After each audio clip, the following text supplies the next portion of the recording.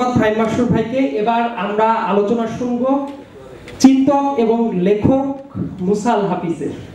মুসাল হাফিজকে অনুরোধ করছি স্টেজে এসে তার মূল্যবান বক্তব্য উপস্থাপনের জন্য। সে কলকাতা বাহিত একটা বাঙালি ভাষাভিত্তিক চেতনাকে এখানে সবার উপর চাপিয়ে দেওয়ার চেষ্টা করা হচ্ছিল এবং আপনার সামনে দুইটা বিকল্প রাখা হচ্ছিল, হয় আপনি ভালো মুসলিম হবেন নতুবা আপনি ভালো একজন বাঙালি হবেন। ফলে এখানে জাতিসত্তার একেবারে কাঠামোগত অভ্যন্তরে একটা পবিত্র ভাঙন ছিল।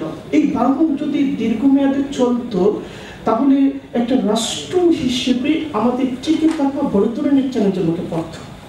জওহরলাল যেটা করলেন যে বাংলাদেশি জাতীয়তাবাদের যে দর্শনটা হাজির করলেন, এই দর্শনটা প্রথমে সবাইকে অন্তর্ভুক্ত করে নিল।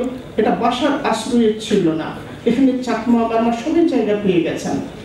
এবং জওহরলাল যে কাজটা করলেন যে ইসলামের সাথে বাঙালি জাতিসত্তার একটা দ্বন্দ্বের যে পটভূমি তৈরির প্রচেষ্টা ছিল, এই জিনিসটাকে তিনি ভেঙে দিলেন এবং তার যে বাংলাদেশি জাতীয়তাবাদ, এই বাংলাদেশি জাতীয়তাবাদের প্রধানতম চাহিদা ছিল যে বাংলাদেশ হবে একটা সার্বভৌম সত্তার একটা অধিকারী হবে এবং তার সার্বভৌমত্বটাকে সে প্রমাণ করবে আভ্যন্তরীণ সামর্থ্য দিয়ে, আপন করবার মধ্য দিয়ে তিনি শাসনকে নিশ্চিত করছেন, সেটা প্রমাণ করবার চ্যালেঞ্জ ছিল।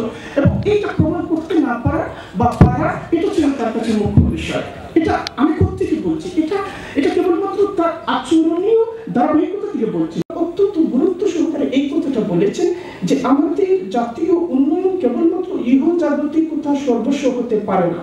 আমি জানি না বিএনপির নেতৃত্ব পর্যায়ে কতজন জওহরলালের এই যে তত্ত্বটাকে গভীরভাবে নিবিড়ভাবে রপ্ত করেছেন, পাঠ করেছেন।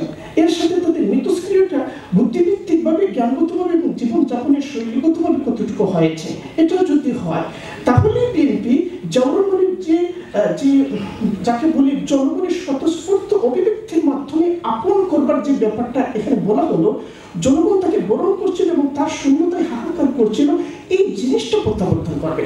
আমরা চাই এই জিনিসটা প্রত্যাবর্তন করুক। আলোচনা দীর্ঘায়িত করছেন, সবাইকে ধন্যবাদ।